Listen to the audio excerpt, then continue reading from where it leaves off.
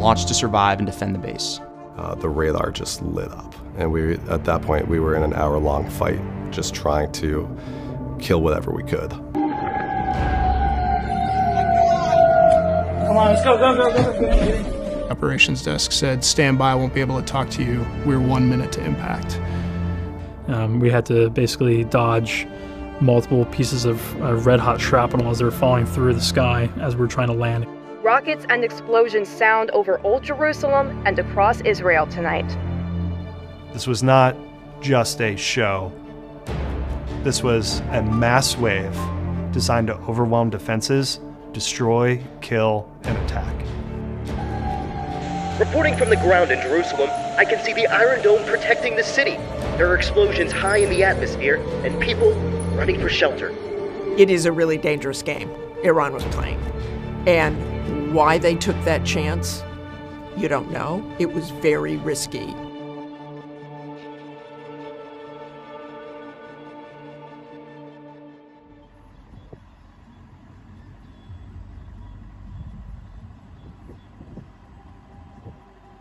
It really started like every other night. Came into shift, got turnover.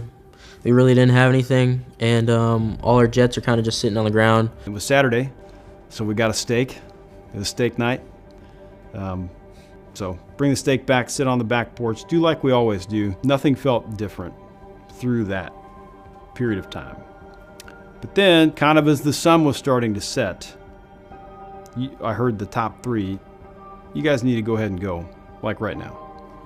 So I'm sitting back, relaxing, having a good time. And he's like, Sato wants to launch the first 2 lines. I'm like, cool. Oh, that's me. And so I get up and I'm like, all right, I'll get my formation. So I run out, I'm running because I'm trying to find my formation. This is when we start getting an idea that the scale that I expected in the most dangerous course of action of the enemy action was a 10 to 20% at best estimation of what we were about to face. I don't have enough missiles to target 180 one-way drones. I don't. For the ballistic missiles, we don't have capability against that as a fighter. And when you start looking at cruise missiles and everything else that's going to be used by Iran in this attack against Israel, how do we handle that? But we have a layered defense, and we have a game plan with our partners in the region.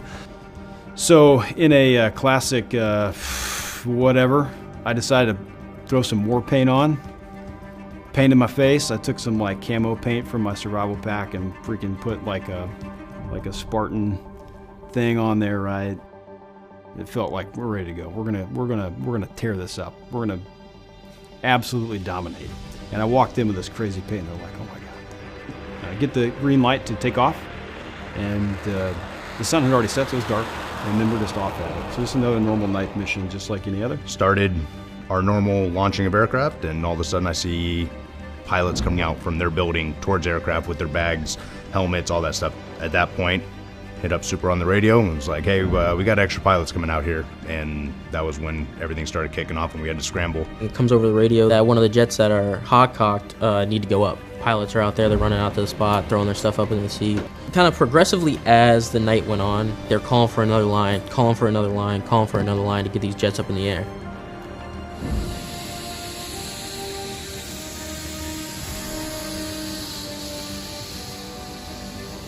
They were like, second alert crew, go.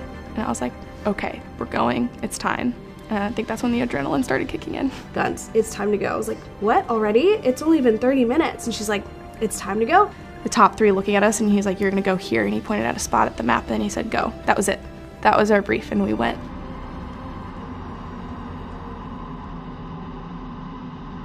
This clearly began anew, in a way, on October 7th. And when Hamas attacked Israel, everything changed in the region. Everything. First of all, people were so stunned, and I remember people saying, oh, that couldn't have happened because Israel is so good at this. It never would have happened. It couldn't possibly have happened. As soon as that happened, you knew the Israelis were going to go into Gaza and go in hard. For the first few weeks, we're doing our defensive counter-air, and this is when the one-way attacks against U.S. and coalition forces begin. So you probably saw in the news over 100, over 120, over 140, starting from the end of October, now going through January. So we're starting to find out that we don't have the right tactics for this problem set. We started getting our first air-to-air kills. At first slow, but then kind of increasing in the amount. So now we have a data point that an F-15 can target something we didn't know we even could. So we're talking about a threat that's on the edge of weapon capability and at the edge of our ability to detect and track it. So you had months and months of back and forth. It was first, Hamas is clearly attacking, then Israel goes into Gaza, then you see Hezbollah responding, then you see the Houthis in Yemen responding. It was almost impossible to keep track. And then January 28th happens, and that's pretty emotional. 3 Americans died in Tower 22. That location fell under our wing. It's hard not to feel personally responsible in a way. We weren't overhead that location at that time, and then you realize that it only takes one. But on April 1st, Israel launches into Syria and killed a senior IRGC commander, an Iranian senior IRGC commander, and another general as well. Iran said this was a this was a consulate. Whether it was or not, it's unsure, but that's when Iran promised revenge. They would go directly after Israel. If Iran really gets through, if Iran really damages Israel, then the concern was all-out war. And we were out there for a couple hours with no real calm about anything having actually happened, so we thought, all right, maybe it's like off and nothing's going down. So we finish up on the tanker, and then Irish and Sonic, do an incredible job just as a flight lead. Now, they're not just running our formation, they're also running the entire air war. They were the mission commander for multiple assets, aircraft, people, nations. So they're busy.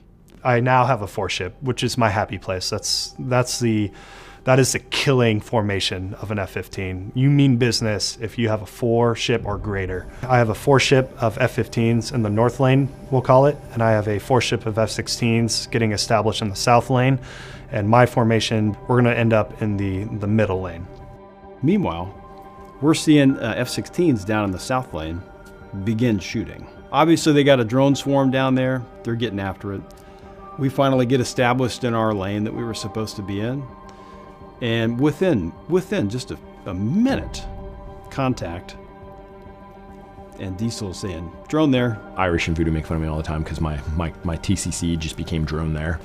Just continually said just drone there in most of all my engagements. And so I just drone there. Okay, where's there? Because I can't see where there is at this point in time. He's like, it's directly beneath you.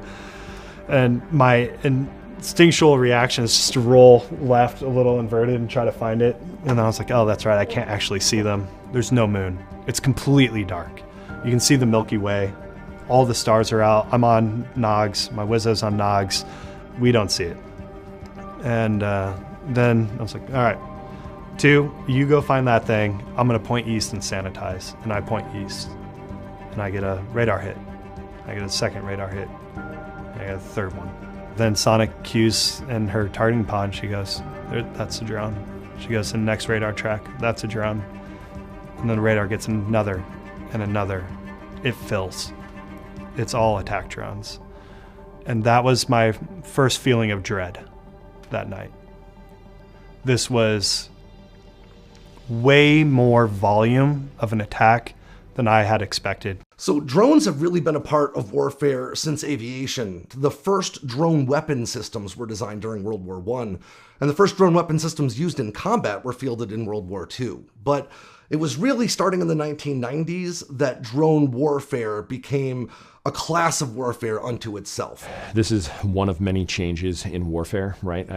Kind of likening one-way attack drones to what vehicle-borne IEDs and roadside IEDs were in the early 2000s, right? It was the newest, cheap way for the enemy to bring the fight to us, and we just have to figure out ways to get after solving that problem, and then they move on to the next thing. In terms of counter unmanned aerial system tactics, this is obviously an emerging threat. You probably haven't really heard about it much, at least on the outside world or the normal world, until this year, when the usage of them has ramped up dramatically. So the Shahed 136 is an Iranian-designed drone that really exemplifies sort of the blurring lines between a drone and a loitering munition. They're fairly large in terms of what they do. They're powered by a piston-driven two-blade pusher prop, and they can cover 1,600 miles, which is significant.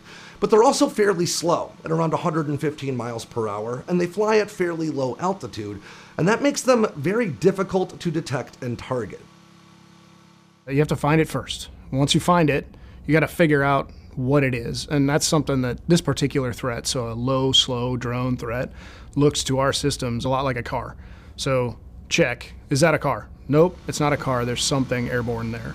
From there, we have to make sure it's not squawking. Once you've determined it's pointed in a hostile direction, it's not manned, it's not a car, it's not a helicopter, it's not anything friendly, then you determine, is this something that's hostile in this setting?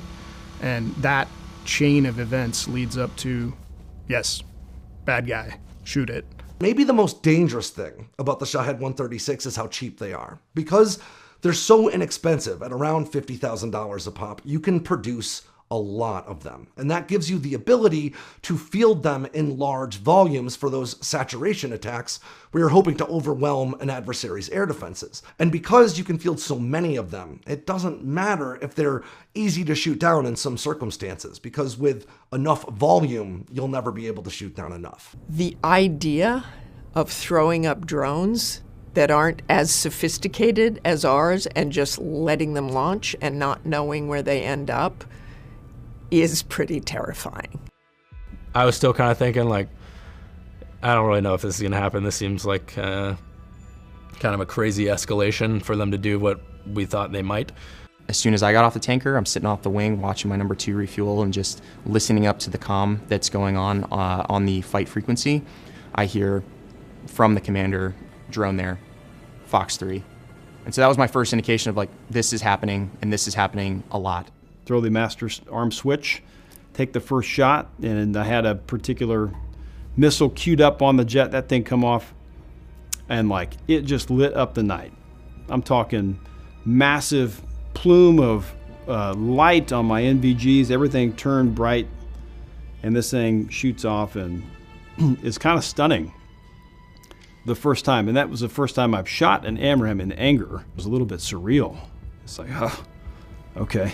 That just happened. So from there, we're kind of like, all right, maybe it is happening kind of thing. And then within 5 minutes, on our radar scope popped up a track 1,000 feet off the ground. Boards gets the first lock, and boy, he does exactly what he was taught and shot within about 20 seconds of getting that lock after getting the ID. And King and I were flying together. We were on the tanker.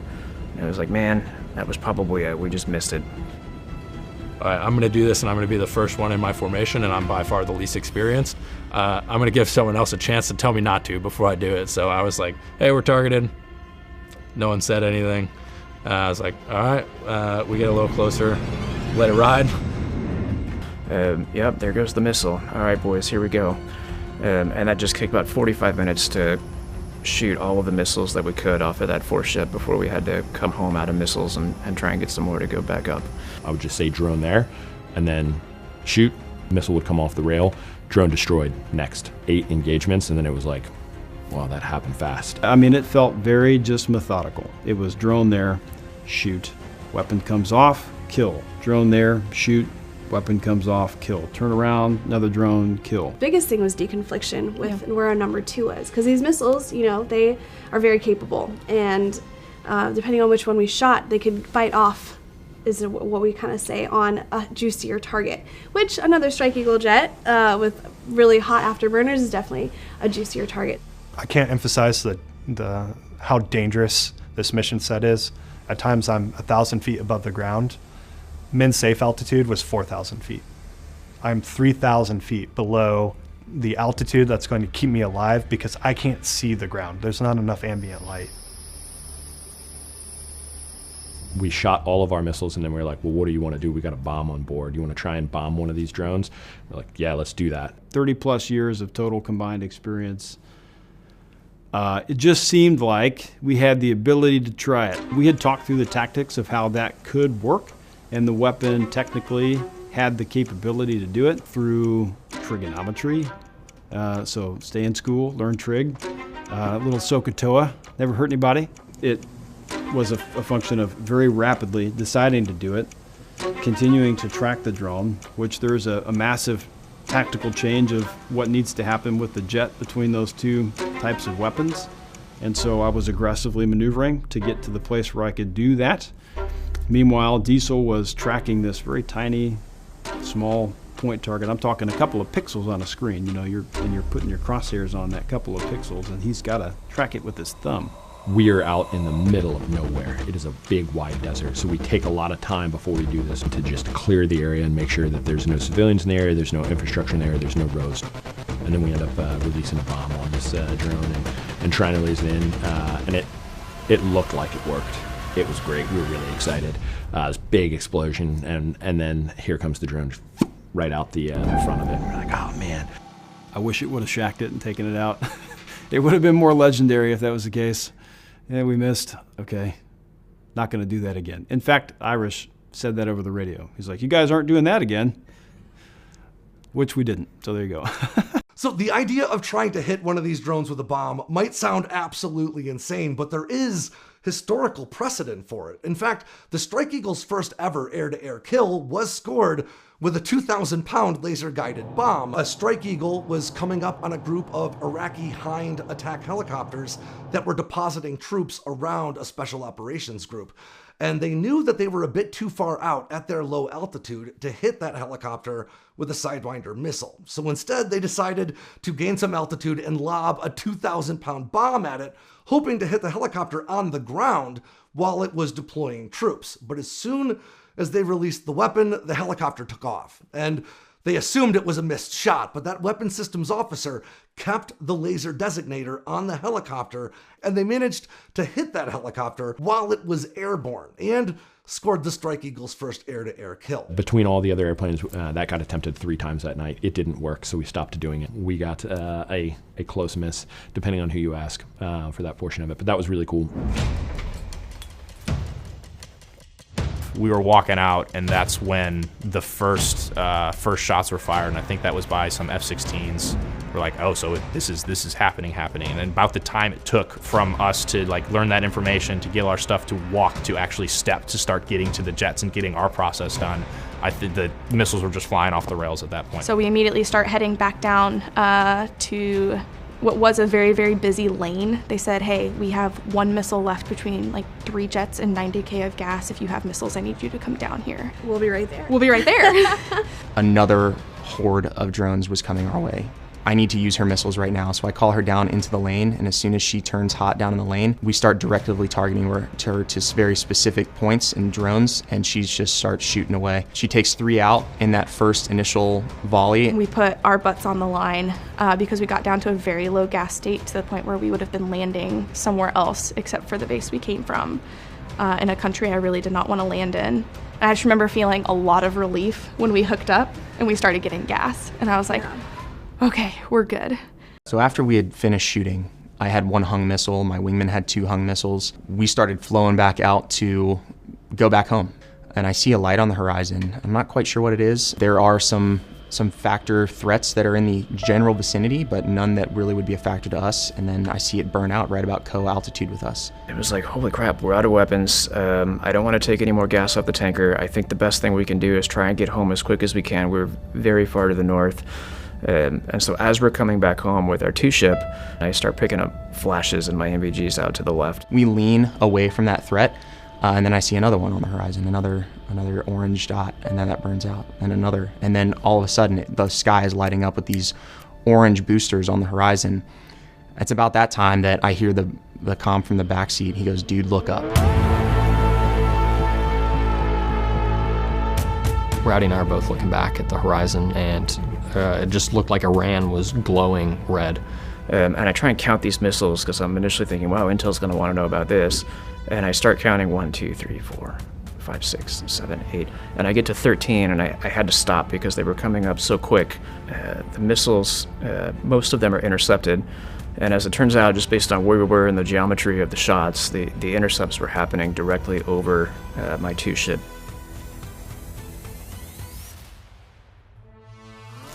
Bud Lightsky keys the radio as we're now watching all of these interceptors and missiles fly at each other, and they get to about here, and he keys the radio and goes, "Man, I do not want to be here right now." And you can see all these like flaming pieces of debris that are like just bright green in your night vision goggles coming down in front of the jet, around the jet. It's a 360-degree umbrella of burning debris falling around the airplanes as you're flying, and there's no clear way out.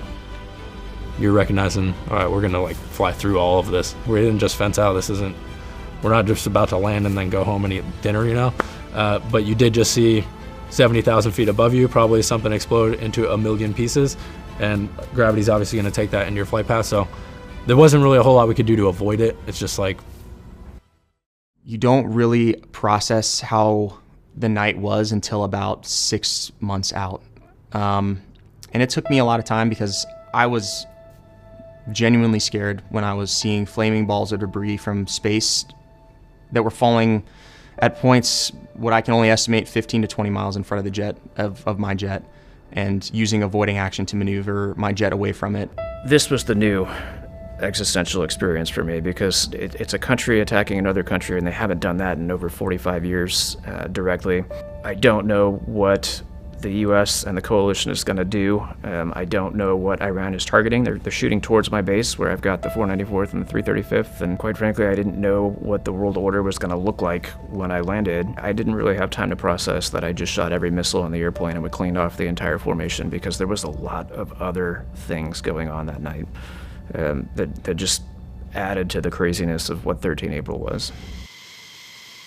We pull up and like I would say like the look on everybody's face when we pull up, we're like, we have no missiles. We have shot all missiles on our airplane. You also dropped a bomb, like this is crazy. And so, but they're also engaged, right? They're like, cool, so that's the scenario. I need to put fuel and weapons on this airplane, and they just jump into action. Now, an integrated combat turn is as close as you'll get to a Formula One pit stop in the military world as you're likely to find. The idea is to recover an aircraft, refuel it, rearm it, inspect it, maybe even give it some light maintenance, and turn it around and get it right back into the fight as quickly as you possibly can. Well, you're catching a jet, you're refueling a jet, you're putting new missiles on a jet. A home station, if you ever sit out there and watch a fuel truck, they take way longer than 30 minutes, I can tell you that. Normally for an ICT, one engine shuts down. That night, it was just everything was happening so fast. They had to get it right back up in the air, so dual engine running ICT, which was the first one I've ever seen. 3 different entities working together. You know, you got your crew chiefs making sure that they're on comms with the air crew, making sure that the jet's still good to go. You got POL fueling the truck while you got another crew chief making sure everything's safe there. And then you got weapons moving around. So it looks like a bunch of ants trying to protect the fortress. Just knowing when to get out of the way so other people can work is also a very important step, especially in ICTs. They did it in record time, turning a Strike Eagle around in 32 minutes. That is basically how long it takes to refuel the Strike Eagle, meaning everything was done in the amount of time it took to get the fuel into that aircraft. And to do that in the middle of debris falling all around you is an absolutely heroic effort. And then they start basically hand loading the next missiles. And it was right at about that moment that I kind of see a flash up above me on the right side. And I'm like, Vinup, what was that? And we look up, and then there's just a lot of explosions airborne, a lot of debris coming down. And FIFA in my back seat, he's like, yo, what the hell is that? It's like, what? And we look over to our right, and it's just all the air defense systems going off. One of the weapons guys kind of pointed off into the distance. And so we all kind of like turn and look, and you could see the Patriot systems, all the stuff that was supposed to be defending our base, was going off and blowing up the drones and stuff in the sky. the base goes into alarm red. And so there's a good amount of people that just run, right? That's the training, is go to the bunker when you hear alarm red. Oh, it's an alarm red. Everyone's running to the bunkers right now. Like, I got 1.5 engines right now. We are not going anywhere. There's the fight or flight, right? And I'd say that everybody on the ground that night wanted to fight. So these guys have totally disregarded their safety, specifically because the mission dictates it. And they were out there, and they knew the risks, and they did it anyway because that's what they knew was the right thing to do. And then we hear over the radio, Voodoo, you will arm up, take off, and you will defend the base. All Panthers on the net, this is your commander. Execute, fight the base.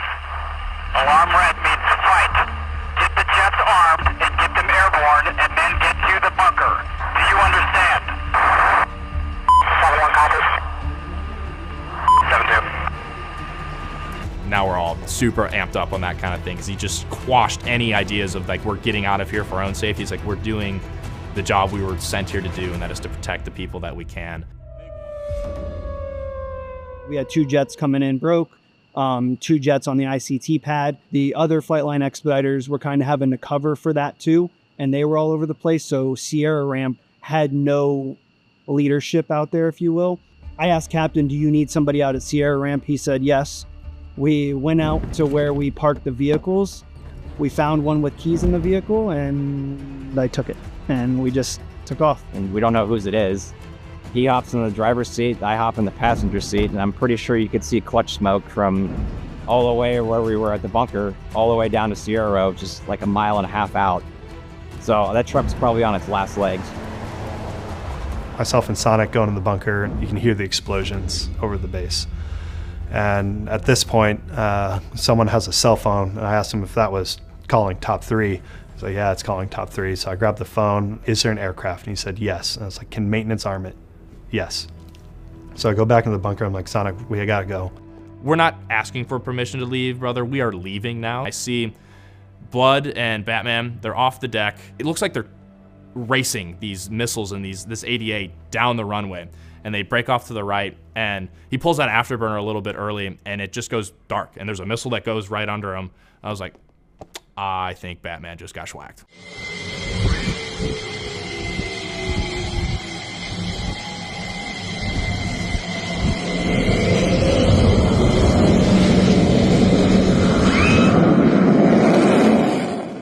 We have our red flashing beacons, and so I finally see the flashing pull off in a way. I was like, oh, no, they're fine. They're right there. Sweet, now it's our turn. So we smack it into max afterburner. We get off the deck, get the gear in. And again, it's the same thing. You're looking left and right, and you're chasing and being chased by this ADA, all this defense going on. It was 26 minutes from walking out the door to the gear in the well. So it was really, really quick. And it was not the intention for us to go fast. We were walking out to that jet to take off normal.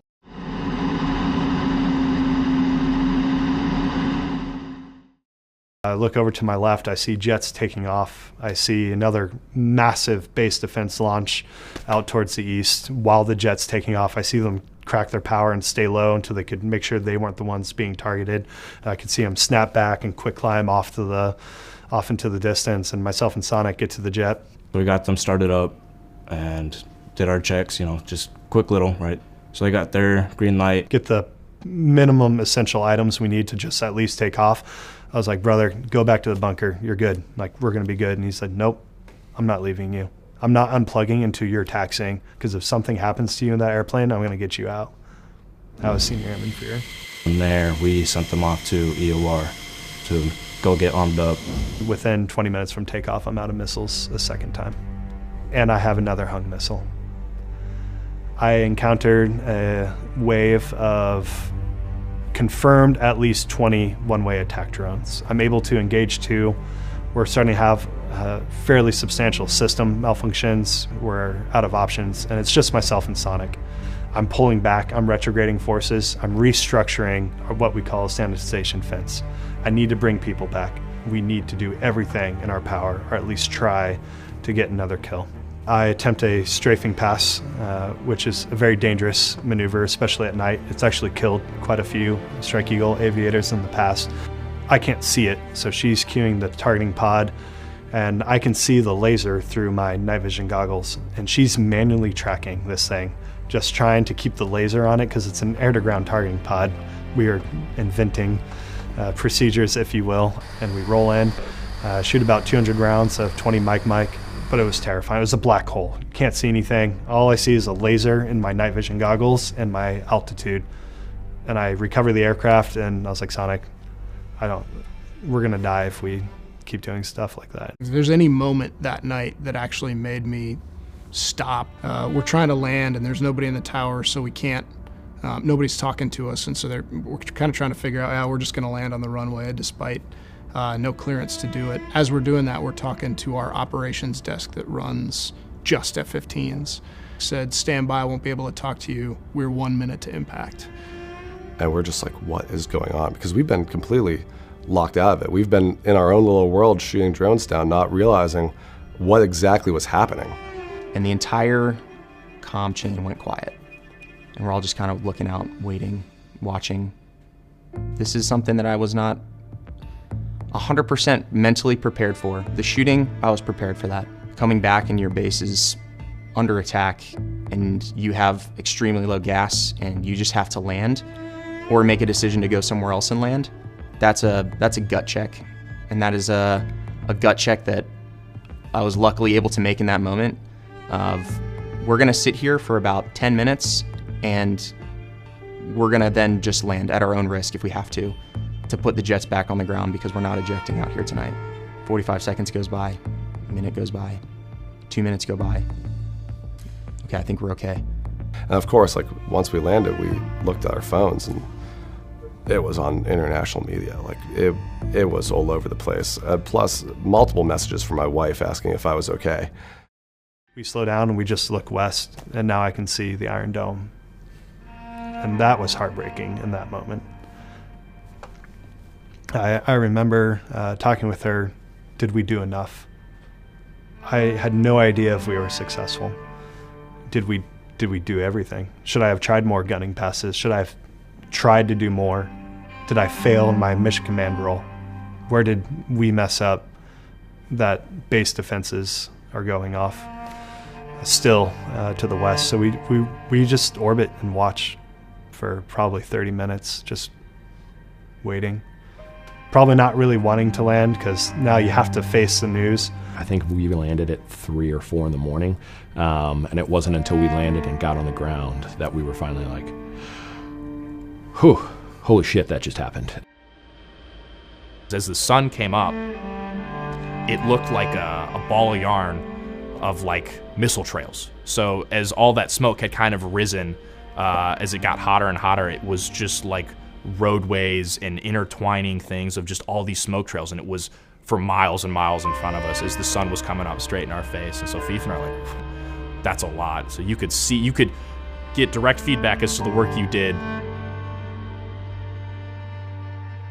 remember getting back, it felt like it took forever, and then we landed, and I think I could have just sat on the ground for a little bit, truly. I mean, just looking at the jet, how bare it was, just with that one missile left on the rails, I was like, dude, we just did that. Yeah, leaving the ground with 8 missiles and looking back and just seeing one, and we're like, oh. And that one wasn't even our fault. That one was just didn't want to cooperate that night.